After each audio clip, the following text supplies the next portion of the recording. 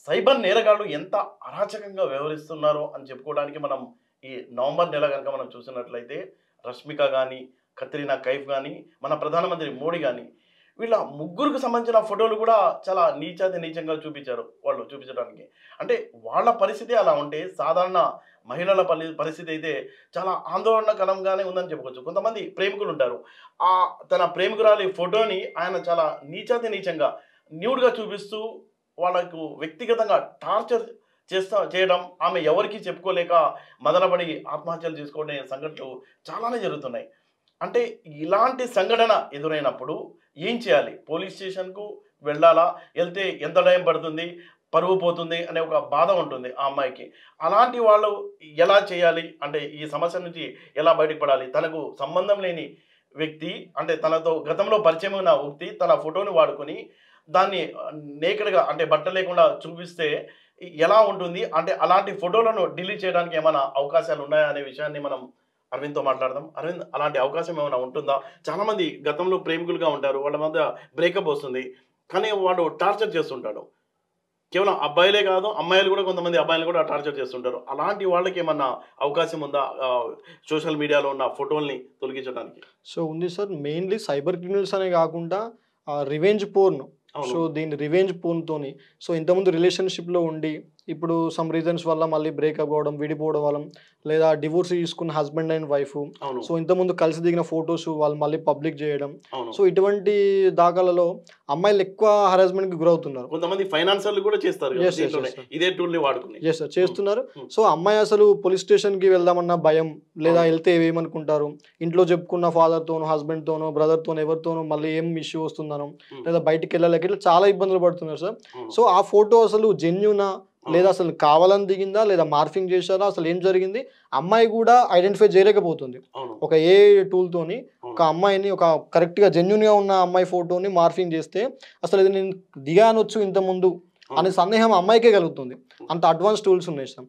So ఇటువంటి టూల్స్తోని morphing చేసిన photos అన్నింటినీ కూడా బ్రిటన్కి చెందిన, సో పోలీస్ డిపార్ట్మెంట్కి హెల్ప్ చేసి బ్రిటన్కి చెందిన ఒక సంస్థ ఒక వెబ్సైట్ని తీసుకొచ్చింది సార్ ఇక్కడ. సో ఈ వెబ్సైట్తోని ఇంటర్నెట్ మొత్తంలో సోషల్ మీడియాలో, ఇన్స్టాగ్రామ్లో కావచ్చు, ఫేస్బుక్ కావచ్చు, ఎక్కడైనా సరే అమ్మాయికి సంబంధించిన ఫోటో, వీడియో, లేదా అబ్బాయికి సంబంధించిన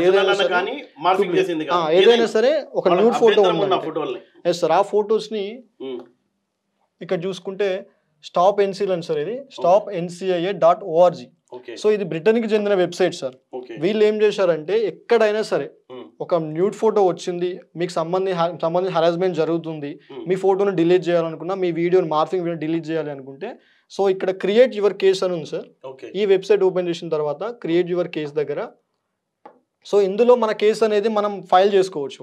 నా ఫోటోని పలానా వెబ్సైట్లో, సో ఇన్స్టాగ్రామ్లో కానీ, ఫేస్బుక్లో కానీ ఇందులో న్యూడ్ చేసి మార్ఫింగ్ చేసి పబ్లిక్ చేస్తున్నారు, సో పోస్ట్ చేస్తున్నారు. సో అన్నప్పుడు ఇక్కడ సో సమ్ స్టెప్స్ ఉంటాయి సార్. దాదాపు 4 స్టెప్స్ ఉన్నాయి ఇక్కడ. ఈ 4 స్టెప్స్తోని అమ్మాయి ఫోటో ఎక్కడైతే మార్ఫింగ్ జరుగుతుందో ఆ ఫోటోని, దాని తర్వాత అమ్మాయి దగ్గర ఒరిజినల్ ఫోటో ఉన్నట్టయితే ఆ రెండు కూడా ఇందులో అప్లోడ్ చేయాలి. చేస్తే వీళ్ళు క్రాస్ చెక్ చేసి ఆ ఫోటోని టోటల్ ఇంటర్నెట్లో, ఈ వరల్డ్ మొత్తంలో ఎక్కడైనా సరే సోషల్ మీడియాలో ఆ ఫోటో వైరల్ అవుతున్నట్టయితే వాళ్ళు వెంటనే డిలీట్ చేస్తారు, రిమూవ్ చేస్తారు. ఎక్కడున్నా సరే, ఏ అకౌంట్లో ఉన్నా వీళ్ళు డిలీట్ చేస్తారు సార్. చాలా గుడ్ న్యూస్ సార్. తర్వాత ఇక్కడ మనం కేస్ ఫైల్ ఇక్కడ చేసిన తర్వాత కూడా మనం ఇక్కడ కేస్ స్టేటస్ ఏందని చెక్ చేసుకోవచ్చు. కేసు ఎక్కడి వరకు వచ్చింది, అసలు మన ఫోటో డిలీట్ అయిందా లేదా, ఇంకా ఎప్పుడు డిలీట్ అవుతుంది, ఇది జెన్యూనా కాదా అని ఇక్కడ కేస్ నెంబర్ ఇచ్చి, పిన్ నెంబర్ ఇచ్చి మనకు ఒక పిన్ నెంబర్ రావడం జరుగుతుంది సార్. ఇక్కడ మనం కేస్ స్టేటస్ కూడా చెక్ చేసుకోవచ్చు సార్. సో ఇట్లా ఇదే ఎలా వర్క్ అవుతుంది, అసలు దీని గురించి ఏంటి, ఈ వెబ్సైట్ ఎక్కడిది అని టోటల్గా ఫుల్ డీటెయిల్స్ ఇందులో ఉంటాయి సార్.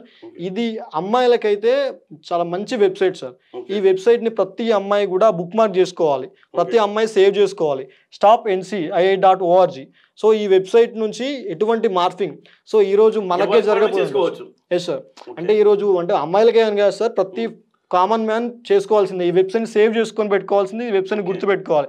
ఎందుకంటే మన ఫ్యామిలీలో జరగవచ్చు, మనకు తెలిసిన వాళ్ళకి జరగవచ్చు, మన సిస్టర్కు ఎవరికైనా సరే, వైఫ్కి ఎవరికైనా జరగవచ్చు. సో ఈ వెబ్సైట్ గుర్తు లేకపోతే చాలా ఇబ్బందులు ఎదురవుతాం. NCII.org.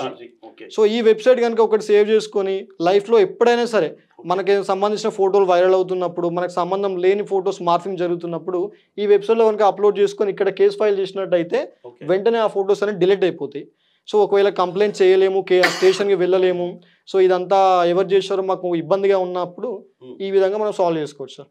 ఇది చాలా మంచి వెబ్సైట్ సార్. అవును, అదే విన్నారు కదా. ఇప్పుడు ఎవరన్నా మనకు అంటే అమ్మాయిలు కానీ అబ్బాయిలకు కానీ ఎవరైనా వ్యక్తిగతంగా వాళ్ళ ఫోటోలు పెట్టి హింస పెడుతుంటే ముఖ్యంగా ఇది గుర్తుపెట్టుకోవాలి, stopNCII.org ఈ వెబ్సైట్ ఓపెన్ చేసుకుని మనం ఇక్కడ క్రియేట్ యువర్ కేస్ అది మొత్తం ఫిల్అప్ చేసుకుంటే 4 స్టెప్స్ ఉన్నాయి.